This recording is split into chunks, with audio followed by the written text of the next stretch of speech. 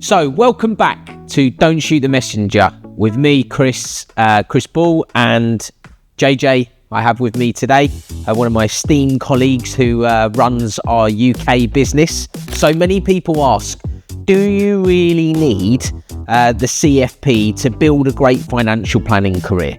In the UK, there's about 35 to 40,000 financial planners.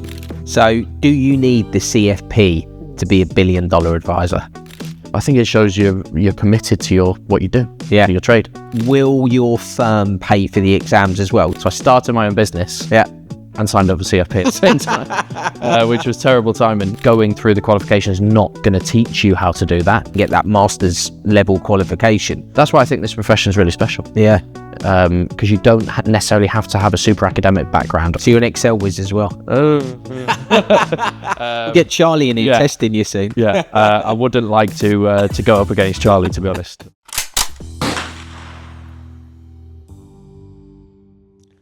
So welcome back to Don't Shoot the Messenger with me, Chris Ball, and JJ. I have with me today one of my esteemed colleagues who runs our UK business. And today we've got a really special one. How to become a certified financial planner. So many people ask, do you really need the CFP to build a great financial planning career? Today, we're going deep on what it takes to become a certified financial planner, what exams do and don't give you, and whether you actually need them to succeed. We'll cover everything you need to know. How much can CFPs make? How long it takes? What the exam process is like? And some of the things nobody tells you before you sign up. Now, interestingly enough, I'm not a CFP, so I don't hold my CFP qualification. However, lucky for me, JJ does. So it's not someone talking to you who has never done it. We've got the expert with me. So let's kick off, JJ. Define CFP in simple terms for me. Simple terms, I would say the only real globally recognized financial planning qualification. And for me, a bit biased, the pinnacle of the profession. Well, it is really, isn't it? Yes. It is. It's the highest level qualification you can get. And so in the UK, it goes level 4, which is the basic qualifications you need. Level 6, correct, which is chartered, I believe. Yeah. Level 7 is CFP, correct, which is pretty cool. But how many people roughly have it in the UK? In the UK, there's about 35 to 40,000 financial planners. Yeah, and there are about 1,000. Wow, almost 1,000 on the nose. So about 2%, roughly, there or thereabout, of 2 to 3% of planners actually hold it, which actually does put you in the kind of elite status, doesn't it? Yes. But then we was also talking about the US as well, because so obviously at the moment going over to the US a lot and looking and seeing what's happening over in the US, but there is a lot of planners in the US with it versus that in the UK, isn't it? Yeah, for sure. So it's not been as recognised in the UK, really, the CFP qualification. It's not been something that's been massively pushed or spoken about. What do you think that is? Because the pinnacle has always been look, I think a lot of people in the UK have been level 4 qualified. There was no need to be level 4 qualified until about 12 or 15 years ago. Yeah, RDR. So then everyone became level 4 qualified, and then it was people moving to chartered, and chartered's been seen as that golden standard. Yeah, I think that's changing a little bit now, with people spending a bit more time looking at things like the US and seeing this CFP qualification it being globally recognised. And yeah, I think now people are becoming more and more aware of it, so people are talking about it more. It's interesting, isn't it? Because actually, when we were talking about it, I was saying that a few people within our business who are not CFP qualified have said they've actually lost taking on clients versus someone who is CFP qualified. Really? So when they've been... And is that in the US? It was in the US, was one of them. She was actually a lady in the UK, and she had US assets. Wow. And the advisor, her old advisor, had a CFP qualification. Yeah. Who was based in the US, wasn't based in the UK. and she was interested in moving away because they can manage her UK assets, but only wanted to work with a CFP. Sure. Well, if you look at the percentage versus the US, there's about 270,000 US qualified advisors, and over 100,000 over 100,000 of them are CFP. So it's nearly a third. It's over a third. It's crazy, isn't it? Well, I think the minimum standard for advice globally, particularly in places like the UK, Australia, US, I think the benchmark is leveling up. People now are expected really to get to chartered, at least in the UK. Yeah. I think you will see that shift towards CFP at some stage. Yeah, it's interesting, isn't it? It's like because obviously a lot of people just go and get their level 4 qualification. So I've got a level 6 qualification, the pension transfer one, and then I kind of went and did other exams, US exams, European exams, Australian exams. And I said to myself, this year I'm going to do the CFP. It's not happened. I'll hold my hands up to that. I've flopped massively and let myself down there. But it's like definitely as the profession is becoming more professional, I would say. Gone are the days when financial advisors, I feel, in the UK had a bit of a bad name. Yeah. Now it's a much more respected profession. And it feels like, when you go and see an accountant, they're, chartered typically. You go and see a lawyer, they've obviously done a hell of a lot of training to become a lawyer. And now with a financial planner, this is just like really this is what you should be aiming for and having. Yeah, I think that's a really good point, actually, with chartered accountants. I think that's maybe why chartered as a title in the UK for UK financial planners, as we try and make it more of a profession. Yeah. I think that's maybe why, because people associate chartered accountancy and chartered engineers and all that sort of stuff. Chartered seems to be something that people aspire to, and it carries a lot of credibility and weight. Yeah. So maybe that's why. But yeah, it's interesting. I think as you look at the profession or the industry to profession, as people have called it, if you look at the US, for example, it's exactly the same but earlier. So everything kind of follows the US. But you look at the history of the UK 20, 30 years ago with your life insurance salesman knocking door to door at the Norwich Union guys and whatever. And then it's moved more into that qualified profession. And we're seeing that level up. And you'll see that take over globally, I think. Yeah. Why do you think clients value it more? I think it shows you're committed to what you do, to your trade. I don't think clients don't really know what it means. They don't know the qualifications that you've had to go through and the exams you've got to go through. But just having that chartered title suggests to people that you take what you do very seriously and you're really committed. And I think that's really what matters with clients. Yeah, it's credibility, isn't it? It definitely builds credibility. It signals you're competent. Yeah. You can't have gone through all those exams and be thick. Sure. Well, for you, internationally, it's not really, there's not a huge amount of chartered advisors. No, there's not. Why did you want to do it? I wanted to do it because it's the pinnacle, like you said. Like, when I look at it, I go, yeah, okay, like if we were talking as well, and I was saying, if there was an advisor, if I was speaking to two advisors, both equal, one had it, one didn't, I would go for the one that had it. Yeah, for sure. So for me, it was, I enjoy taking exams, I enjoy learning. It's obviously extremely relevant to our business. Sure. Therefore, if I expect others, so the people that we're putting through the pathway at the moment, I want them to become CFPs. It would be great with this new cohort if we could have 4 that step out with CFP status, and we put them through that, and they've got that for the rest of their life. I can't ask them to do it if I haven't got it myself. Is my way of seeing it. But then also it is a matter of time, and it does take a lot of dedication and a lot of time away from client work. It's difficult to do both, isn't it? Which is probably why you want to do it earlier on in your career.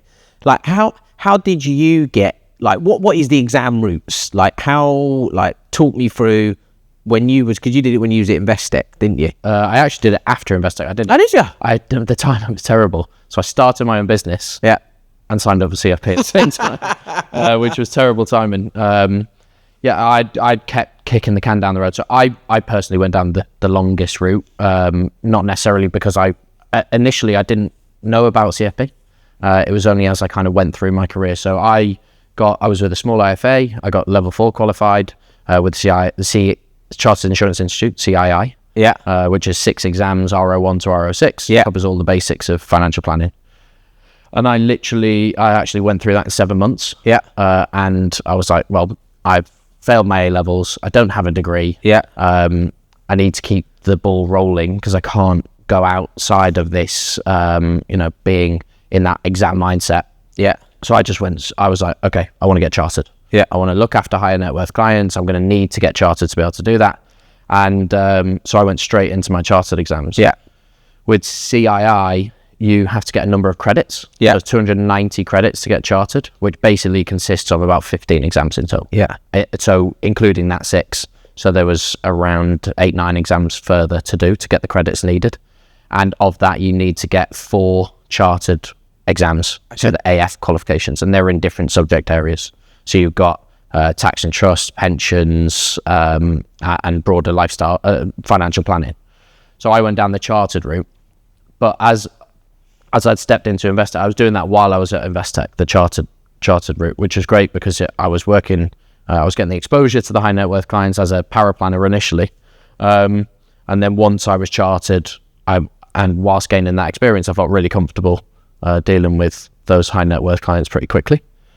But as I was going through that and being exposed to other financial planners at Investec, there were 2 planners in particular that had CFP. Okay. And they seemed to be a level above. And they seemed to think about things a bit differently. Yeah. They're writing lots of business. I wanted to write lots of business, and I wanted to kind of see why they were more successful. And after talking to them, I was very interested. And I'm also super competitive. Yeah. So that was also a motivation. I didn't like the idea of there being people more highly qualified than me. Yeah. Would you say it's helped you serve clients better by having the qualification? Yes. Yeah. It's the only qualification I think does. Oh, wow. Interesting. So getting chartered is all technical based exams. Yeah. So you've got to get technically competent to be able to pass the different subject matters. There's nothing really technical about CFP. Okay. That it's interesting. You have to be technical to be able to do it. Yeah. But you don't have to have loads of detail about technical stuff around estate planning or whatever. So yeah, but it makes you think holistically about advice, which we can come on to. But I personally believe that helps you be more successful. Yeah, definitely, like thinking outside of the box and taking into account other areas. Yeah. Interesting what you were saying there before, because I think a lot of people think in the UK that you would need a degree to get the CFP, which actually you said, didn't do massively well in exams in school. Yep. Didn't go and get a degree. Yep. And, obviously went on and now, you have a degree level qualification. Which It's actually a master's level qualification. is it a master's level qualification? There you go. So you don't have to do well in school. However, in the US, You do. You have to have a degree to be able to, or to be eligible to study for the CFP. Which is interesting, isn't it? Because I categorically wouldn't have been able to go ahead and do it. Yeah. So Feels like clipping your wings a little bit, doesn't it? it does. And unfairly maybe so as well, because not everyone is great in school. No. And actually I feel that if you find a vocation or a profession that you really like and you're super passionate about, you actually tend to excel in that anyway. Yeah, for sure. So like you would naturally, if to be the best financial planner you could be, you had to get a CFP qualification. Someone who's not done well in school, you're giving them the ability to go and get that master's level qualification. That's why I think this profession is really special. Yeah. Because you don't necessarily have to have a super academic background, or you could effectively be a tradesman and then decide I want to move into a professional services role, and if you've got the dedication, you can do it. Yeah. That's why I think special in Well, the we've UK in got particular. Nick in the UK with us. He was a tree surgeon. Yeah. He just had enough of being outside and wanted to provide a better living for him and his family, which was really interesting. Be interesting to see if we can persuade Nick to do the CFP as well. I think he's got it in him. He's very dedicated. He is very dedicated, which is good. But what's the fastest route to becoming a CFP? Yeah, I talk to people about this now. I always tell people don't take the route that I took, because it wasn't. Having to do 15 exams and then do CFP is not the fastest route. So CFP used to be run by the Institute of Financial Planning in the UK, and they got bought out by CISI, Chartered Institute of Securities and Investments. Yeah. So they got bought out by CISI, and since then the pathway to becoming a CFP has become a lot more streamlined. Yeah. So you need to have a diploma level qualification. Yeah. So with CII, as I mentioned before, that's 6 exams. It's actually 3 exams with CISI. Yes. So your investment advice diploma. Yeah. So once you've got your level 4 qualification, then you have to do a level 6 exam, single exam, to get level 6 qualified with CISI. And then you can go on to do your case study with CFP. So it doesn't need to, look, it's hard enough. Once you get to do the level 6 exam is tough.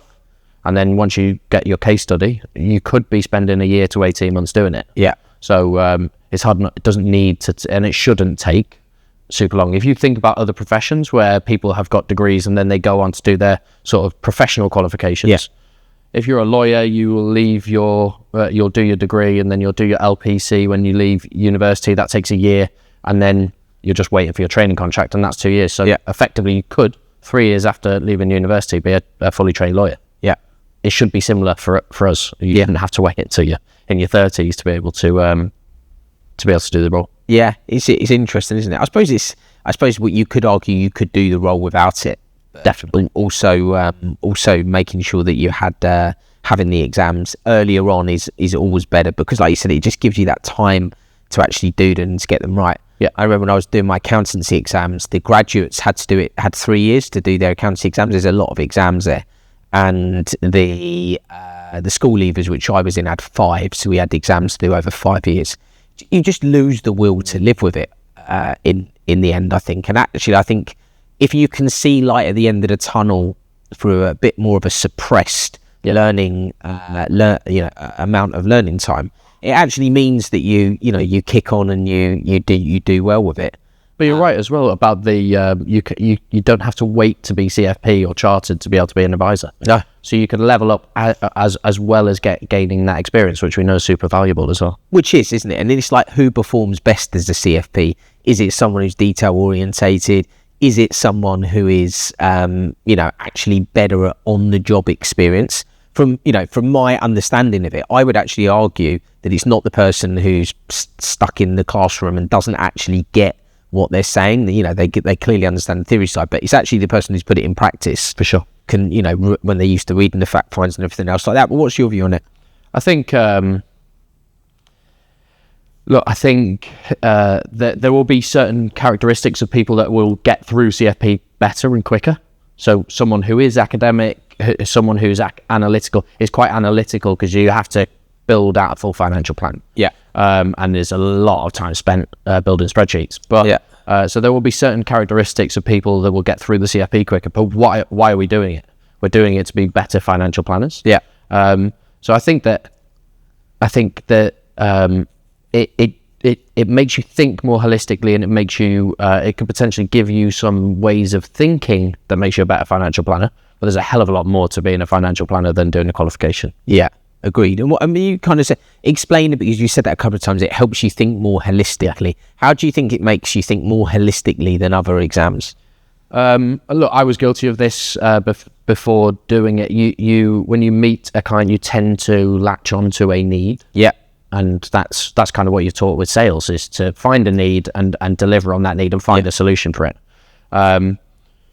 But that's one way of doing things, and that will actually, I still do that. Yeah, it still works. It still works plenty. But actually, if you get the opportunity to have a conversation with a client more holistically, it can really increase how well you do, because you can get an increased share of wallet with a client. You can do a lot more varied work with clients. But the way that it makes you do it is it gives you a full financial plan. A full case study. Yeah, which is effectively a fact find and a meeting note. Okay. So it gives you like a client family scenario. Yeah.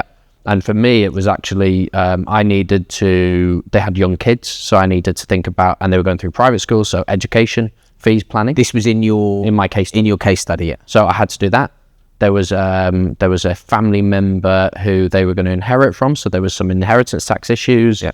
There's retirement planning that you need to consider. So they give you like 4 or 5 different things you need to make sure that you nail in the case study. Yeah. And then you build a financial plan around all of those things. But as you're building it out, it's like a house of cards. So if you get something wrong with one of those areas, it can impact all of it. And does that mean that you completely flunked the exam? It does. Literally. Oh, wow. Literally. What's the pass rate? Do we know? It's very, very low. It's less than 50% over 3 sittings. So you get 3 attempts to pass it. Wow. Yeah. And if you don't pass it on the third, you have to start again, which is pretty brutal. Yeah, that is pretty brutal. So I didn't pass first time. And actually... that's good of you to mix. I think that helps some other people that, look for as well. It's fine. I've definitely failed exams in my time. But I didn't pass first time. And I think you had to get 65%. And I got 41% first sitting. And basically what it was is the actual plan itself, or the report itself was fine. Yeah. But everything in the calculations had been skewed by a few cells in the Excel spreadsheet. And the Excel spreadsheet is not small, so you're finding those issues. And basically, by correcting that, it went from 41 to 70% on the second. Okay. So I was very relieved, Very happy to not have to go again with that. That was good then.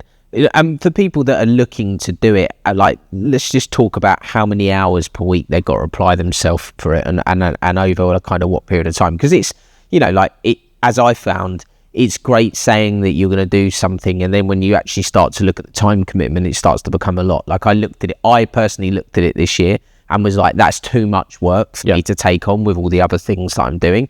I've always got this thing, which is if you really want to do it, you'll do it. You'll find a way to do it and make it fit, which is probably right. But yeah, how much time was you committing on a weekly basis to get this done, and over how long? Well, they actually only give you 8 weeks to put the report together, to put everything together. So you get your case study, and 8 weeks later, you've got to submit it. Okay.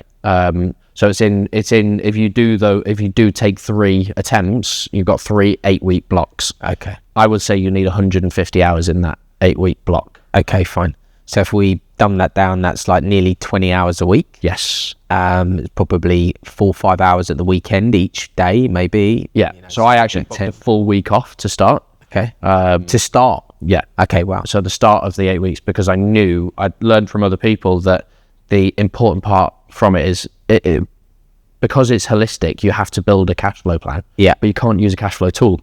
Fine. You have to build the whole cash flow plan in Excel. Fine. So I spent a week building that out. And it was about 35 tabs on Excel, big spreadsheets. And I actually went through a course to do it, to kind of create it properly. So you're an Excel whiz as well.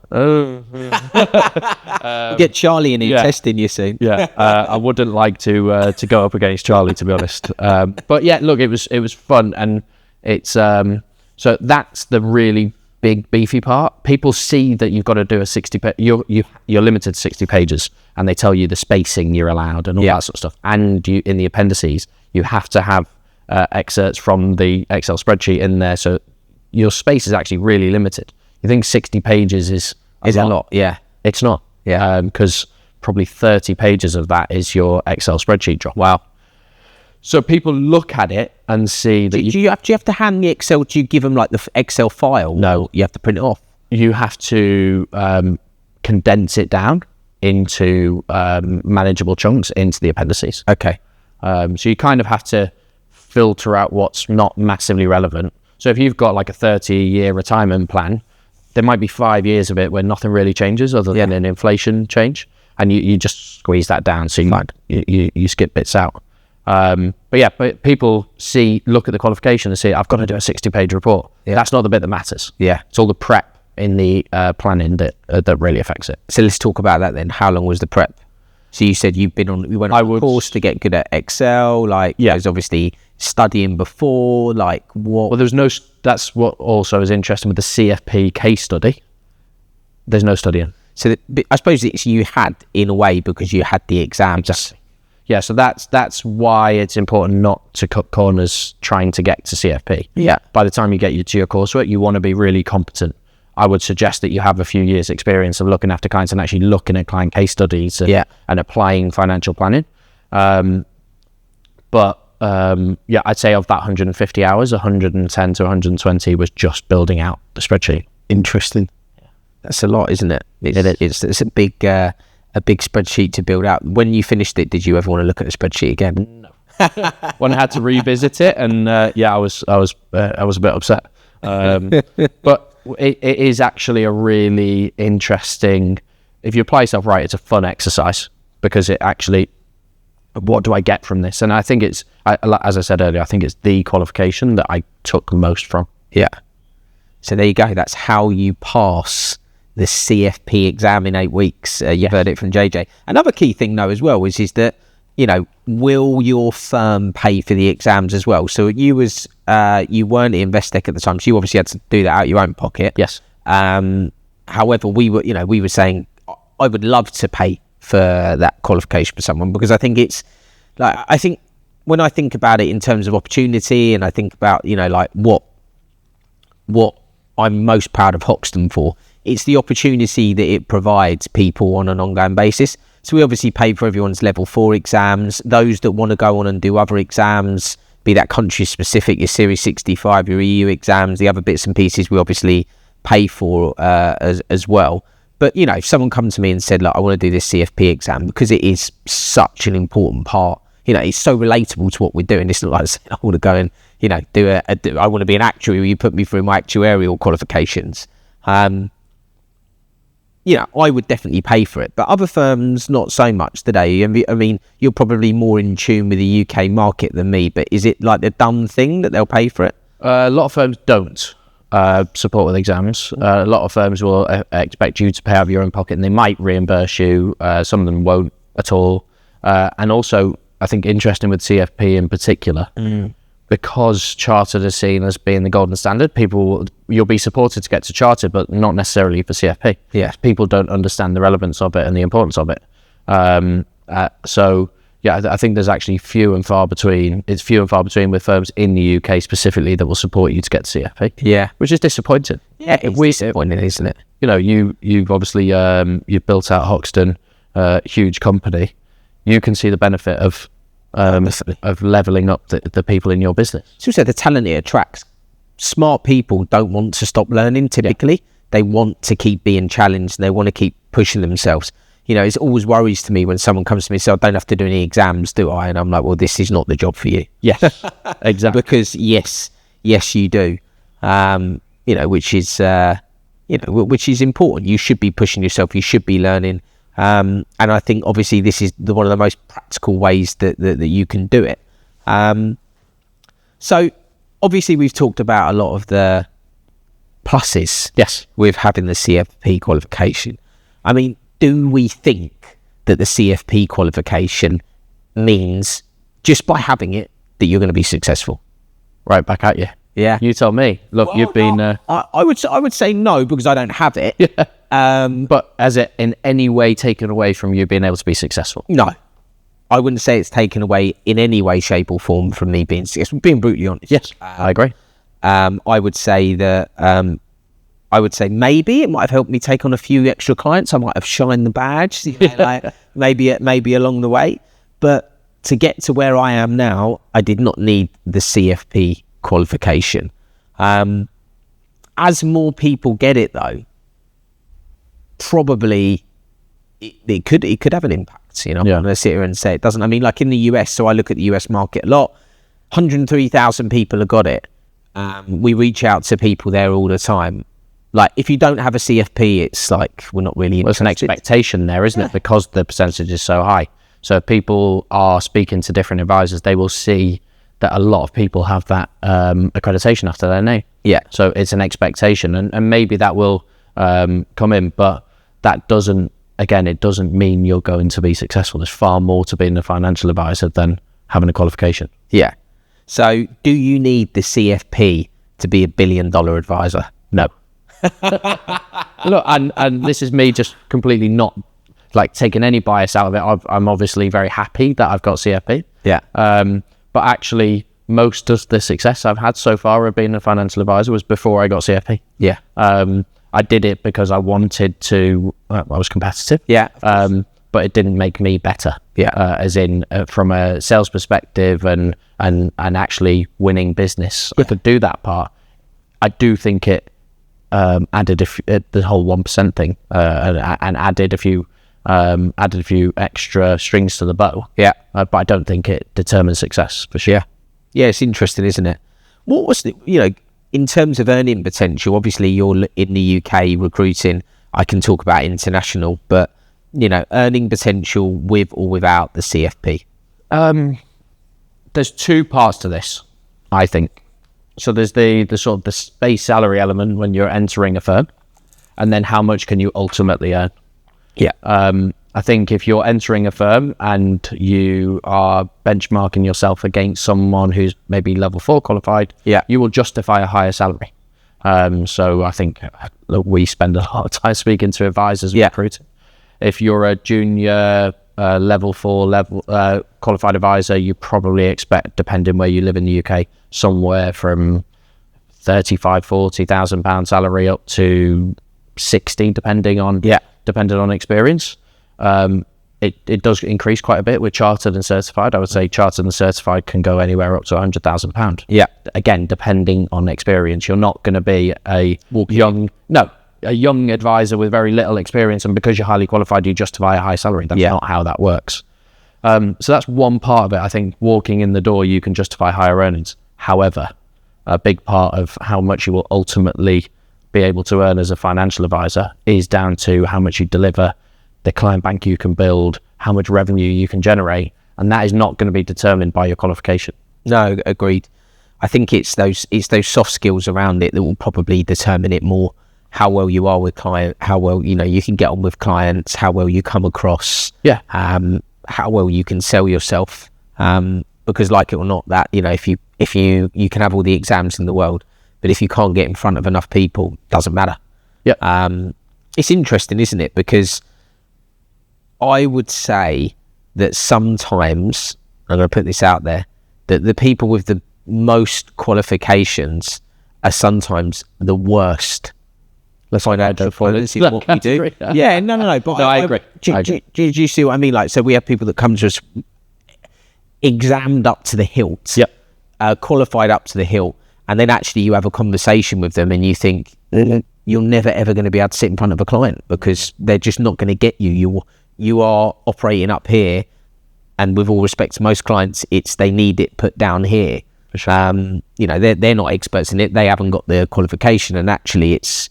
Is there anything in the qualification that teaches you to, kind of take that tack with it and explain it, or does it? No, I don't think there's any real qualification unless you actually do sales training. Yeah, that's it, and then on the job learning how to deal with clients. Yeah, I don't think there's any financial planning qualification that actually helps you do that. Yeah, there is that slight element of how to have a broader conversation with a client and ask the right questions. There is that, and as well as me that asking the right questions is just as important as spewing off a load of technical knowledge to a client. Asking the right questions and getting them to tell you information and extract information is important. But really, going through the qualification is not going to teach you how to do that. That is a learned skill outside of it. It just helps you frame it better in your mind, I think. Yeah, agreed. It's like that to me, the highest earning advisors are the ones who are the most self-sufficient. Correct. So they know how to market, they know how to go and get clients. They're very well-rounded. So yes, they're great at marketing. Yes, they're great at speaking to clients. Yes, they are intelligent enough to have real conversations and come across very credible. They normally work for, a business that is very credible. Again, it's very difficult to be managing billions of dollars yourself if you are working for, a one-man band. You might be the what they call it, the outlier within that, and I'd love to hear from you. But typically, you have to be able to go and get those new clients, which it doesn't teach you. It doesn't teach you marketing, but it definitely, I feel it definitely gives you kind of a one-up that when you are in front of a client, you have that structure and that plan and the ability to be able to devise the plan to provide it. Yeah, for sure. And I think, as we covered earlier, that credibility point with a client is important. And I think will become more important as it's seen more as a profession. Yeah. So you might start to see clients be more aware of qualifications and accreditations and the letters after your name. But right now, I don't think that exists. But yeah, the qualification itself doesn't teach you to do those things. It's actually the things that you can't be taught that determine success. Discipline and showing up and being structured. That's what determines success, not qualifications. Yeah, definitely does it. You cannot be successful without without discipline and without putting yourself there and going forward and turning up each day and giving 110%. It just doesn't happen, does it? So positives, negatives. What aren't we? What don't we know about the CFP that we should? Yeah, I think there's a few things.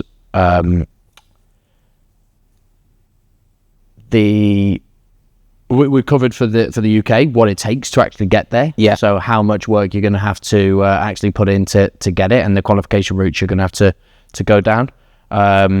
I think we've covered a lot of that in terms of the 60-page financial plan versus the Excel spreadsheet and that sort of thing. In the US, actually, it's different. The qualification route is slightly different. Yeah. So you have to do 170 question exam over 2 3-hour sittings. Over 2 3-hour sittings. Yeah, so it's 2 3-hour blocks, which is actually interesting because that's really similar to the CFA qualification. Okay, yeah. If you do set the CFA level 1, 2, and 3, it's 6-hour, 2 block sittings. You have lunch in between, which is nice of them. So that's so they have that, plus they have to build out a financial plan, which is again interesting. They kind of set the standard, I think, and then that is what carries over to the other. It's interesting they haven't brought that over into the UK, isn't it? In terms of the qualification, because I know if you do it here in the UAE, you obviously do the case study, but you don't need to do those 2 blocks of exams. Interesting. But I guess interesting. Do they have a route with having to do 15 exams to get chartered or whatever? What are the other routes? So that I found really interesting. I think what they don't tell you is a lot of the stuff that we've covered, which is, look, this is not going to determine success. I meet lots of young financial advisors that have got qualified, got CFP, got chartered. Yeah. It does not mean you can come in and justify high earnings straight away. You need to kind of show your worth. Experience goes a long way. Yeah. So it can't give you the experience and the on-the-job experience that you need to actually be successful and to be able to deal with clients. And you're only looking at one case study. When you apply yourself to financial planning, you've got to deal with lots of different clients, lots of different scenarios. So being successful and delivering a successful financial plan does not mean that you then know it all, because and we should never think we know it all, regardless of your level of qualification. I certainly have moments where, and this is really important, knowing when to say I don't know. Yeah. Just because you've got a qualification, don't have the pride and ego to think that you know it all. Yeah. I think it's really important too. What about you? What do you think? Yeah, I think it's not I don't think it's the silver bullet. It's not gonna, you can't just get it and then all of a sudden go expect to build $1 billion practice. I do think exams help you build a career and help you build a practice. I definitely think it shows credibility, but I also think the other skills that we've mentioned as well. But I'm big on business development. I think it's really, really important, and it's really, really key. And I think especially early on in your career, you should be studying and you should be getting these exams done, because as we said, time restrictions later can mean it becomes more difficult. But you should also be working in a firm that shows you how to go out and get clients, that shows you how to go out and work, and be self-sustainable, and not just, well, here's my clients, you look after them, and, you kind of get on with it. Yeah. And that's it. Like those soft skills that we mentioned are super, super important. And they are missed, in my opinion, in a lot of businesses, more so now, less so pre-RDR, when people were running around knocking on people's doors. But I think those skills have just vanished and gone. And actually, I look at different businesses. The US has a big drive now on organic business, organic flows into these businesses, because there's so many consolidators that are going around gobbling up other businesses that actually, what is the real growth? Like, what is the real growth of that firm? And in a lot of cases, it's actually negative growth, because they have client churn when they buy the businesses, and then they're not taking on any new clients. They're losing them, and that's a real problem. That's not good. No. So I think that whole kind of organic growth from within your business means that you have a real long-lasting practice that can be there for your clients over the longer run. And actually, if you're not growing organically, you're not going to have a business sooner or later. If you're just hemorrhaging clients all the time, and you've got a load of debt that you've used to purchase, a lot of these businesses. A lot of consolidators, I've been reading a lot in the press of all these consolidators that have hundreds of millions of pounds of debt that has to get repaid at some point. So, but if you can't go out there and take on clients organically with your own cash flow, that's an issue. But I do think having a CFP gives you credibility. So I do think it helps. Like, if someone came to me to give me advice and said that they were a CFP, I would definitely listen to them. But first off, like I said, you've got to kind of get your foot in the door, haven't you? Yeah, for sure. And from a recruitment perspective, how do you, let's talk about a couple of scenarios. If you've got 2 level pegging advisors, I think we kind of know the answer, but what sort of things would you, one, where would a CFP help in that scenario? But also, where would another candidate that brings something else, not necessarily a qualification, like how do you look at it? Well, I would look at it would definitely mean I would look at their CV more. Sure. So when I see them, because you don't get to see the person when these things get put across your desk. Now, normally by the time they get to me, they've been through rounds with people, and it's normally me looking at them. But that would make me look at their CV more. Sure. And I would probably ask more in-depth questions. I'm impressed, because it's something I haven't got. Sure. So I'm like, oh wow, that's cool. At some point. But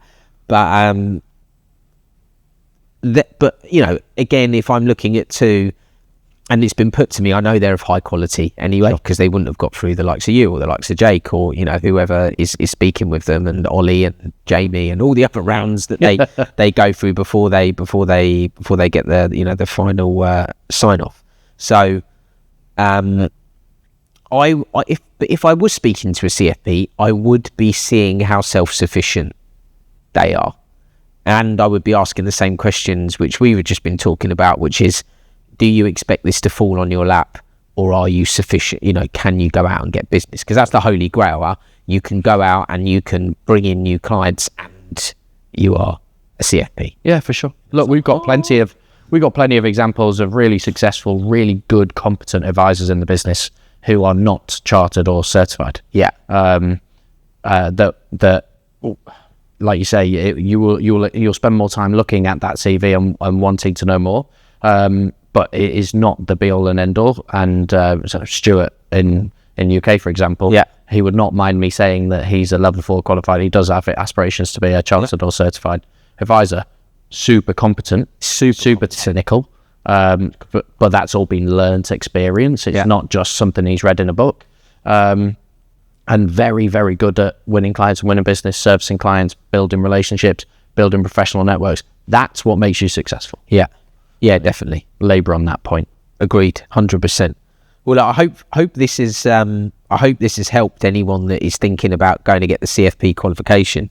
It's definitely been eye-opening for me, especially when we've been doing our research around it and seeing what's going on. I think the takeaway for me is, if you're thinking of doing the CFP, do it for the credibility and knowledge, but don't expect it to become with a ready-made business built off the back of it. That part's on you. You've got to do that, and you've got to push it forward. But the CFP is definitely worthwhile looking at, and definitely a qualification that I would say is the highest in terms of becoming a planner. So thanks very much, JJ, for joining me. Thank you. It's been really good, and we hope to see you soon. Hope you found that useful. Thank you very much. And if you did like it, please like and subscribe. It means a lot to know that you're watching and you're enjoying it. Thank you.